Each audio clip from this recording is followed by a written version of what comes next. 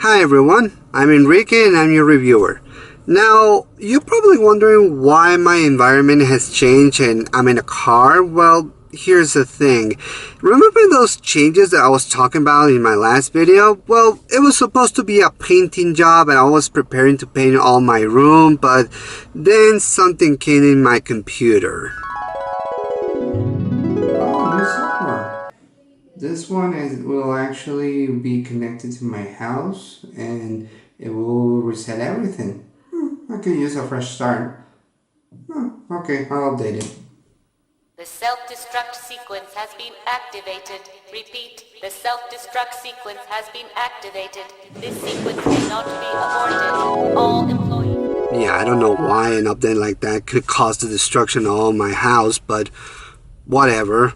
Here I am. After the explosion of my house, I'm forced to be living in my own car, so unfortunately you won't see me in my old house anymore. It's still good memories though, and I always treasure it for all my heart, and every time I think about my house, I always think about that apartment. I begin my videos there, so yeah, I'm gonna miss it. But don't worry though, it's not bad living in my car, and besides, I have a designated driver always taking me to everywhere I want to, right? That's right, Enrique. I'm just glad that you chose me to be your driver. I'm so glad that I got my license driver now. Well, it's good to be behind the wheel for once. Ta! Yeah, right. Okay, I'll admit he's not the best driver, but he was the only driver I could afford, so... Well, let's face it, right now I'm in the middle of finding a new house, so until then, I have to live here. Changes always come, and for those changes, I have to accept that. And speaking of changes, I probably should talk about Obi Wan Kenobi. Now, a lot of you already saw my video that I did on my first impressions on the show, so if you want a more elaborate plot and characters that I already talk about, you should watch my original video that I did a month ago. So check it out if you want an idea of what the show is about and what the characters are introduced here. So for now, let me just focus on something different. Now, instead of me talking about the plot of the TV series, I'm instead going to talk about something different. But if you want to know my first impressions, like I said, check my first video. You won't regret it. But I'm going to talk about something different that I noticed, especially with this show, and that is fan entitlement. Now, a lot of us who know about fan bases know something about feeling entitled about a piece of property.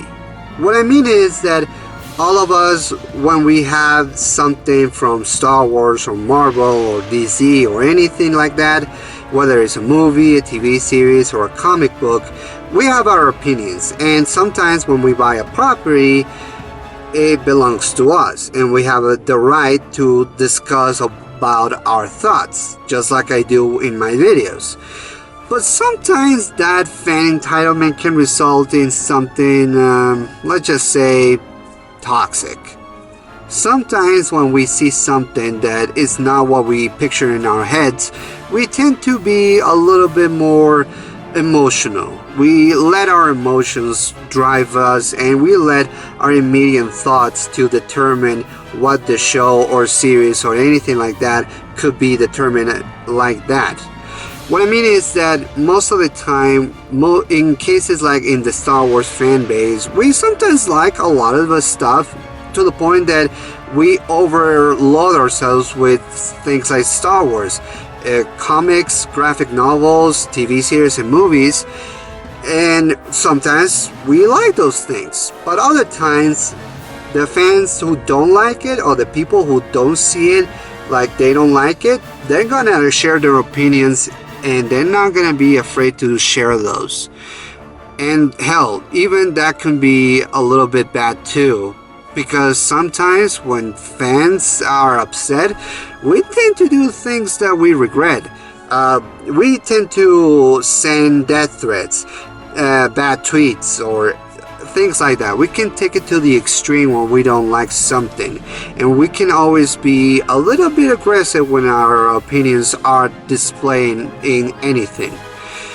I know this because sometimes it happens all the time, and in Star Wars it happens almost every day.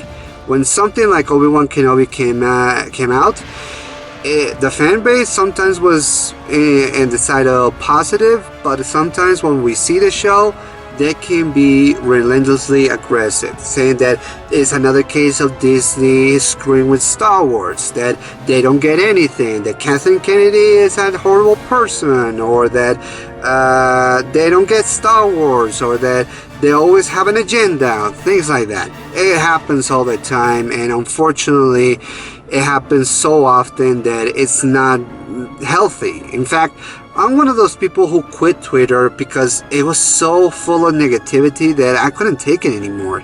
I needed a break from that, and honestly, I'd rather be on Instagram and YouTube than anything in Twitter. So don't bother and find me on Twitter because honestly, I don't want to be there anymore. But nonetheless, when Obi Wan Kenobi came out, a lot of people were sometimes good and feeling a little bit optimistic about the show, but other times the people didn't like it. They thought it was boring. They thought it was not about Kenobi. They thought it was slow moving, that it was unnecessary.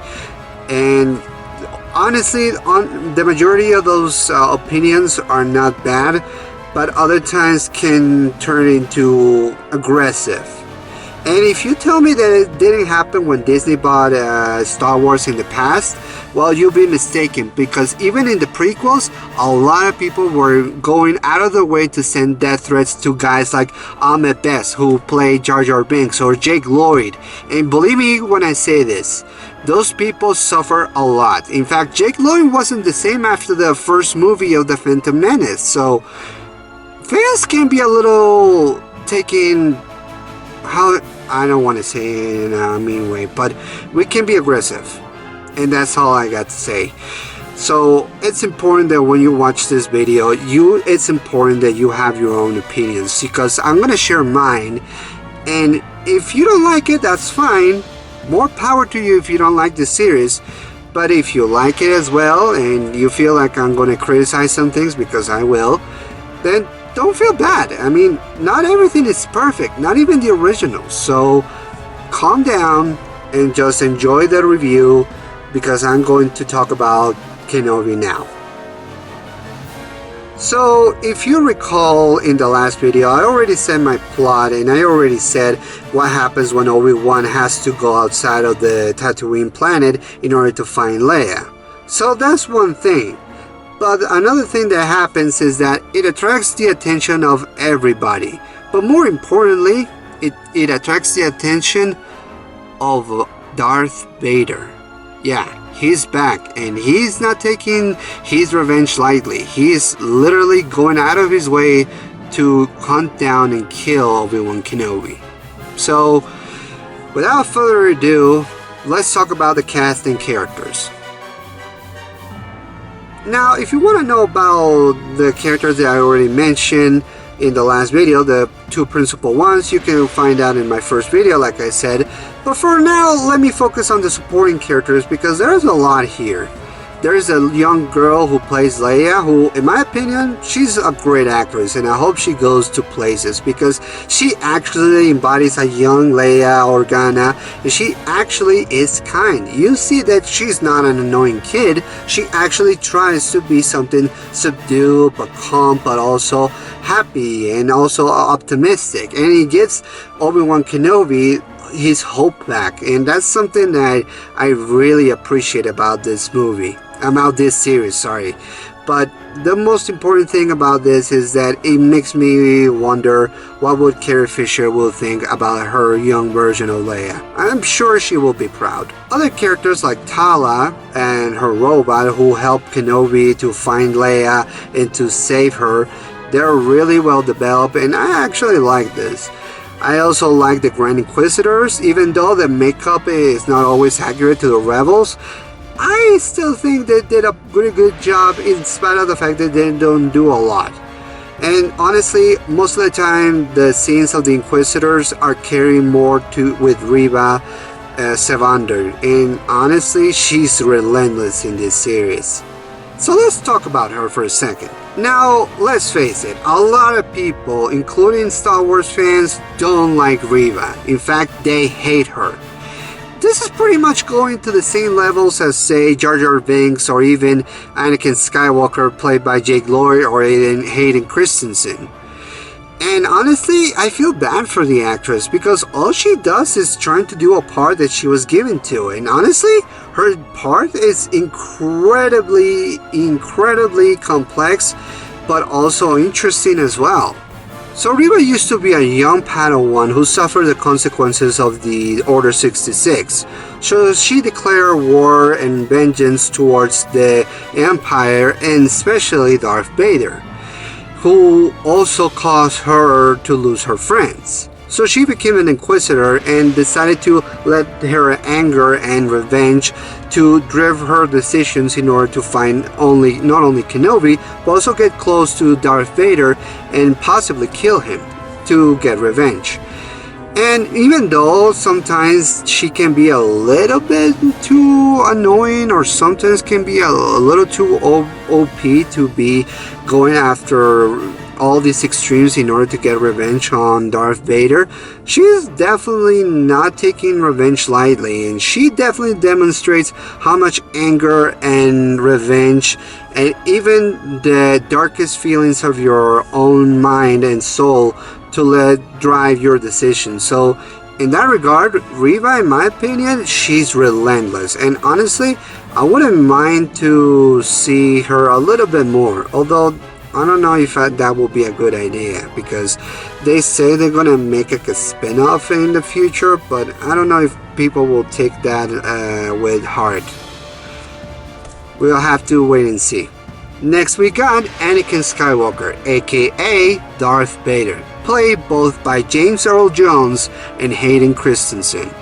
Now, everybody who knows about these two know how special Darth Vader is. Now, everybody has mentioned in the past that the voice of Darth Vader, which is voiced by James Earl Jones, changes a little bit because it was different from what he sounded in Rogue One. But in this case, they used some sort of technology to youth his or to de-age his voice, something like that. I'm not sure what it does, but it definitely makes him sound a little bit more like he used to be in the past. But regardless of that, and regardless of whether James Earl Jones did the voice of this or not, which I still believe he did, because let's face it, no one can replicate James Earl Jones, not even if you try. So yeah, in this case, James Earl Jones and Hayden Christensen both played the same character, and in my opinion, Vader is just as relentless and Machiavellic as he used to be in the movies and TV shows and cartoons. He's not taking the revenge of Obi Wan Kenobi lightly. He's going for blood, and he will not stop for anything. And the acting and the body movement, the acting and the voice complement Darth Vader a lot. He's the Darth Lord that we always imagine him to be, and even more. In fact, Hayden Christensen saw a lot of episodes of Clone Wars and Rebels, so he actually had an idea of what he was doing, and there was a lot of things that a lot of Clone Wars and Rebels fans will appreciate about his performance. But next we got the main character, Obi Wan Kenobi, played by Ewan McGregor. In my opinion, Ewan McGregor as Obi Wan Kenobi is my favorite character, bar none. Just like Mando in The Mandalorian is my favorite character, those two complement Star Wars. They are the only things about Star Wars that I actually enjoy watching. So yeah, Obi-Wan, in spite of the fact that this series had his lows, Obi-Wan Kenobi was the best part of all of them. And his plot of losing hope a little bit after the Order 66, but finding hope in Leia and the others, it gives him the motivation to not only be the Jedi that he used to be, but also realize of the actions he caused to Anakin and how his actions had the consequences on Darth Vader. So yeah, Ewan McGregor performed a lot of good scenes in this, with the young Leia, with other characters, with the side characters, with Reva, and especially Hayden Christensen. They both had the part, and they both were as believable as they used to be in the prequel. So Ewan McGregor is definitely the best part about his own show. So I have nothing to complain about it. And honestly, even though there are parts that I don't like, he was the best. And honestly, I wouldn't change a damn thing. Now, I already talked about the production design and the effects on the last video, so I'm going to be a little bit brief. So, the effects, like always, stunning, especially for a TV show. And the production design, especially for the costumes and for Vader, is still great. The lightsabers have more light than ever before. In fact, you will see a lot of good scenes with the lightsabers in this show. So, yeah, kudos on that in regards. But now let's talk about the individual episodes, in which I gave them a little title since they didn't give the titles to the other shows, to this show and to the episodes. So I'm going to mention my own set of titles. So here we go. Episode 1, the Surrender Menace. This episode pretty much establishes all of what we're going to see in the next 5 episodes. How Obi-Wan was living his life, what the Inquisitors were up to, what Leia was up to, and what other consequences will have by taking action into finding Leia, and how Obi-Wan will change throughout the entire course of this series. Episode 2, the Attack on the Inquisitors. This pretty much is not about the Inquisitors, but it's pretty much a good title for this. But in this case, Obi-Wan is now on another planet in which he has to find Leia and trying to convince her that he is a good guy and that he's a Jedi, and through her, he will find hope. And then we will find out how relentless Reva can be, even by taking her revenge to extreme levels. And in this case, it's definitely, even though it's only one Inquisitor who's attacking, it's definitely an attack. Episode 3, Revenge of the Vader. So the episode is pretty much focused on Obi-Wan trying to run away and trying to get Leia to safety. He encounters other people who will help, like Tala. And unfortunately, it attracts the attention of Darth Vader, who, after finding out that Obi-Wan is still alive, he goes after him and he doesn't waste any more time. He goes and slays and beats down Obi-Wan, and honestly I thought he was going to capture him.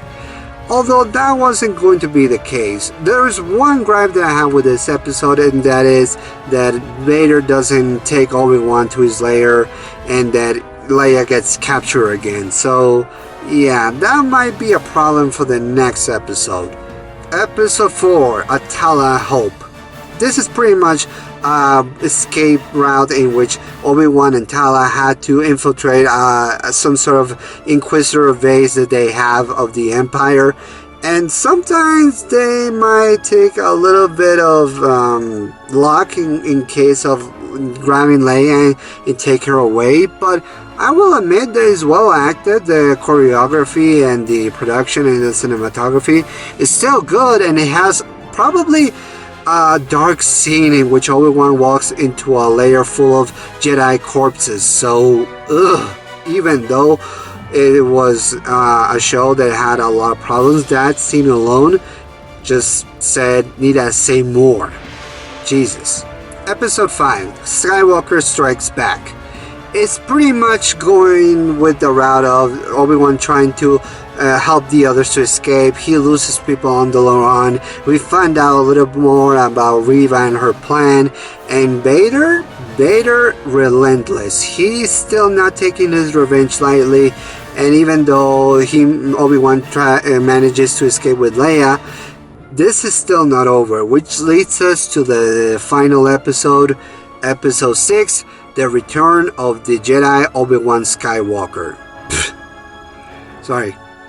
Which brings us to Episode 6, The Return of the Jedi Obi Wan Kenobi. This is what the show's it was building up to. It was basically going to be the final confrontation between Obi-Wan and Darth Vader.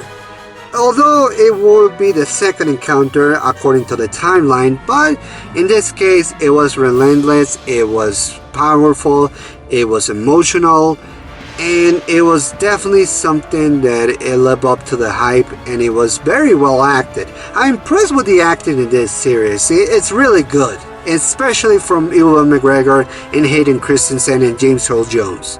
My only gripe is that Reva ends up being alive and she's still living somewhere, and we don't know where she fits on the continuity of Star Wars, but if I were my way, I would have killed her off. And honestly, she would have just been another tragic figure caused by the Empire. But nonetheless, Obi-Wan finally manages to defeat Vader, which I'm going to talk about later on, but for now, the episode ends fitting enough with Vader talking to Palpatine, the Master who just wants him to get over Obi Wan Kenobi. And the last scene, of course, is of Obi Wan Kenobi finally meeting again with Qui-Gon Jinn, played once again by Liam Neeson. So yeah, I appreciate that final scene, and it was very emotional. And even though it was sad to see Ewan McGregor in her final performance as Obi Wan Kenobi, it made me feel good inside, and I honestly wouldn't mind a perfect ending for him than in this. Now, with that out of the way, let's talk about something I always wanted to talk about in regards to what it came out about this show, and that's something I always had a theory about, and it is about Obi-Wan versus Darth Vader in all the 3 battles that they have. Well, 4 technically, but who's counting? A lot of people regard Obi-Wan Kenobi as one of the best Jedis out there, and in my opinion, he's actually even better than Yoda. Hell, even better than Luke in my opinion, because in many respects, he actually defeated Darth Vader in 3 different locations. And if you're wondering, you mean 3? But how? You mean in the training scene that we saw in the flashback in episode 5? Technically, no. You see, here's the thing. When I watch all 3 fights together, I realized something. Obi-Wan was always going to be in the upper level of Darth Vader. In that regard, I mean, he was always being able to outsmart and outbeat Darth Vader in many areas. In the first one, it was pretty much Obi-Wan fighting Anakin in Mustafar, in which he tried to stop him and ended up, well, with Anakin losing his limbs. And even though he didn't kill him, he realizes that he couldn't do anything more to damage him or to cause him more harm. So Obi-Wan couldn't bring himself to just kill him, even though many people would say, oh, he should have killed him. And I said, no, he couldn't have, because in spite of all that, he was still a brother to Obi-Wan. Anakin was still a brother to Obi, and honestly, killing him would not make him better than the other Sith. The second encounter, which was this show, it was basically emotional and make Obi-Wan realize how far his consequences of making Anakin into Darth Vader were, and how much his experiences now make him realize that he wasn't the one responsible for killing or letting Anakin die. It was Darth Vader himself, his own self. Anakin killed his own self and his own piece of him by becoming Darth Vader. And in spite of all the rage that Darth Vader had, it was not enough to finish off Obi Wan Kenobi. And Obi-Wan was finally at peace with himself and finally letting go of the consequences and his actions from his past. That's something that I always wanted to see, and that's something I always wanted to always see in regards to the performance of Ewan McGregor as Obi. And the final confrontation, which was the first one that we saw on A New Hope, made me realize, yeah, in spite of the fact that Vader killed him, Obi-Wan had the high ground, because he could have finished him off. He was able to do that in the past, so he realizes he doesn't need to anymore. And by letting Luke go in his own path and trying to help him by being a Force ghost, it made me realize that Obi-Wan was more powerful than Vader ever were. And even though he died at the end, he was still able to be at peace and was able to outsmart Darth Vader by letting his own son, Luke Skywalker, be the hero and redeem him. Even though in other occasions he said he couldn't do that, but I think deep down he wanted him to, even though sometimes it was impossible. But Luke always found a way, and the influence of Obi-Wan was present in the confrontation of Luke and Darth Vader. So yeah, in the end, it was Darth Vader who lost to Obi-Wan in so many times that it's impressive to say the least. So yeah, despite the flaws of this show, I honestly believe that this was what I always wanted to see, and it made me realize what Obi-Wan can do when he doesn't have so many bottled emotions, and what he can do when he's at peace. And he was at peace at last. At last, he was one with the Force. So, what can I say on regards of Obi Wan Kenobi? Well, it's not a perfect show. I could say that it had a lot of plot lines and plot holes that some people might take it to the extreme levels, or just being able to criticize, like Reva still alive, how much there is too much about the scenes with the kid Leia, or how necessary it was to the detours to other planets. But in all respects, I still think it was a good show for Obi-Wan, and honestly, it was a better send-off than I could ever imagine. And for that, I like it. I still consider Obi-Wan one of my favorite characters along with Mando. And in all honesty, I wouldn't change a thing, and I hope Ewan McGregor, if he wants to, can get the chance to play Obi-Wan in other properties, even if it is a voiceover, or even playing the old version of Obi-Wan. I hope he can have a good life and good career after this, which he already has. But like I said, I'm just glad that he played this character that I loved so much. And for that, I honestly am glad that I saw this series. Well, that's it for now.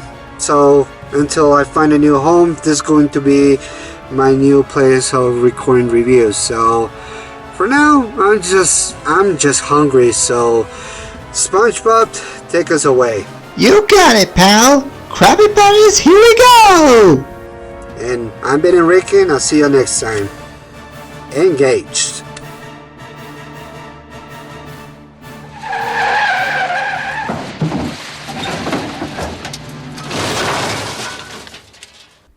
Okay, that's it. I'm driving next time.